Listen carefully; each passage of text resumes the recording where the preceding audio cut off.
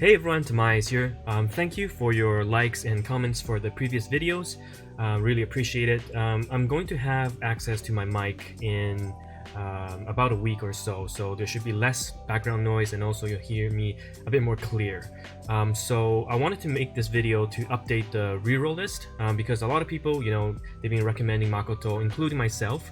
But for those that want to go the extra mile and also have questions about story progression and what team to kind of maximize their story progression, I have the answer for you. And also I'll go over some of the PvP units that if you want to focus on PvP, where you could potentially reroll for.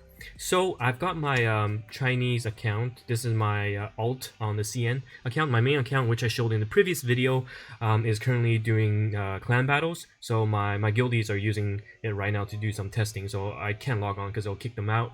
But here we are for the rerolls. So first we're going to look at PvE as well as clan battle, okay? So again, the most important piece to have is Makoto. If you haven't seen my previous video about why you should always look at Makoto as your top priority for reroll, is because she does really well against any bosses because of her defense shredding. So we're going to do about 40 to 50 extra damage overall. So Makoto is still our first choice, and you want to get her on the tutorial free roll. It's always a 3-star, it's random, so you have a chance to get her then. And after that, you can pull a 10x based on the 2,000 gems that you get from linking your Crunchyroll and as well as your Gmail account. And you can get the 10x as well as 4 additional rows. So what you're especially looking for in those 14 pulls is you have the Makoto already from your tutorial roll. You want a tank. So if you're planning to use Makoto for story mode, you have to pull either Nozomi or Miyako, because these 2 tanks are in front of Makoto. The other 2 tanks, well 3 technically, the other 2, the Peko, which you get for free, as well as Kuka, they're not so great initially. Peko being a 1-star naturally, you need her to be 2-star to shine, and Kuka as a 2-star base is really a magic defense tank. She's not gonna do well in story because most of the enemies will be physical. And the third one is really an off tank, which is Shizuru. She's behind Makoto, so would not be tanking for Makoto either. But again, Makoto is great, but you don't have to use her in story actually. So for your tank, Nozomi and Miyako, best choices. Then we'll be looking at the healers. So for healers, you should be considering Maho if you're lucky enough to get her. The 3-star is really great, especially early game, because the AoE heals from Yui as well as Chika are just not enough. Unfortunately, AoE heals don't really come into play until the equips are rank 6 or 7, which is around map 7 or 8. So Maho would be your best pet initially, because it can keep your solo tank alive for much longer. So after the heals, you have your flex. So there are lots of units that can go into the flex position. Usually it's map dependent, and I like to run a good, decent DPS to make the map progression easier. So flex, you have your Kaori, which is a front damage dealer. She's going to be really good for clan battle as well. Kokoro, which is free. You can have her. She can tank swap if you activate her UB when she's in front doing the charge thing. So she can become position 1 and tank for a bit. Suzuna is actually one of the best burst DPS for story mode. She's really good. She always crits and gets an attack buff later on, and Shiori is also fine as well with the stacking attack buff. After that, you want to also have the 1-star Yukari. Yukari is actually fantastic. There are many story stages where I run, the tank, the heal, the flex DPS, as well as Yukari over Makoto. Just because you need a bit more survivability overall instead of having that defense shred. And in the mobs for stories, they're usually pretty low on defense, so there's nothing much to shred. And this is what I remember that I used to clear on the CN server for map 8. So Miyako is the premier physical tank. Yukari, just a good healer, sub-healer, as well as TP charge. Suzuna, fantastic DPS. Chika and Yui, both AoE healing. Do note they have to be rank 7 or at least 6 to output some decent heals. And also you can take, if you don't have Chika, you can take Chika off and replace her with Kokoro. But that's essentially your bread and butter. There's no one team that fits all, but having about 6 or 7 units is almost a one-size-fit-all for all the map progressions you're going to face so far. So that's for the PvE side, and I do recommend that you know, if you want to focus on the story, PvE is a great way to start because not all of the PvP units that you want to reroll for are great for story. So if we look at the PvP stuff, if you know you just want to get to 4, 6 per se, clear 4, 5 to get into the arena, and then clear 8, 15 to look into the princess arena, then these are potentially units you can look out for PvP. So the first team that's probably going to top arena initially are the mages. There aren't a lot of the tanks that are good for tanking magical damage initially. So Kuka is great, but Kuka needs high stars to work. Miyako is just gonna get melted. Nozomi is a good mixed tank, but again, not everyone has her right now. So mages will top arena. So if you're lucky enough, you have all the pieces on the team I have displayed above, but any 2 of Ana, Hatsune, and Monika is good. So Monika is a speed buffer. Key thing to know, in arena PvP or in any PvP, the defending team, which is your enemy, always moves faster than you for a few frames. This means they get their skills out faster, which means they charge their UB faster and will get their ultimates off before you. However, Monika turns that around and you actually will cast your skills before the enemy. So that's why Monika is one of the PvP units that can really do well. You can farm her from hard stages. You can exchange her from coins, and I'll do a video on what coins you can prioritize.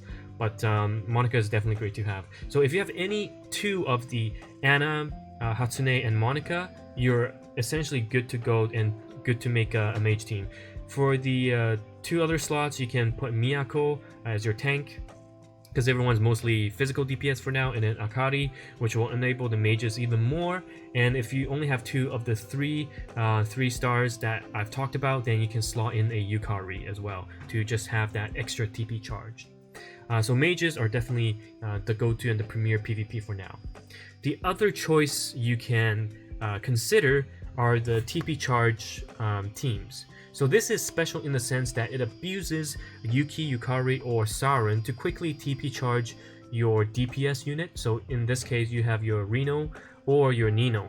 So I can show you a arena attempt. I haven't used this account. It's my alt that I stopped using for a long time. So I think after arena reset, it's going to be pretty low. I haven't used it.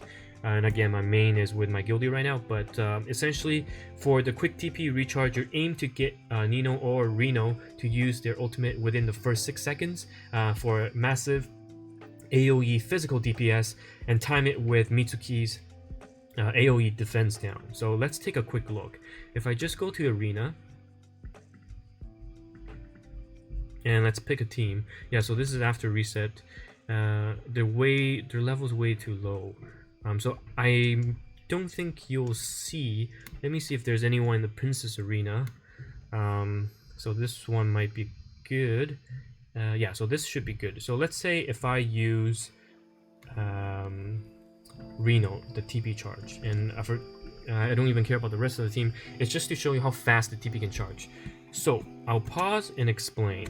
So essentially what's going on here is, first, you don't see Lima in the screen right now because Lima is a PvP unit. She will enter the arena later than usual, which means that your opponent will actually clunk up a bit more, making AoEs land, because if you just use Reno with a different tank, your AoE can actually miss some of the back lines if it's aiming for the front lines.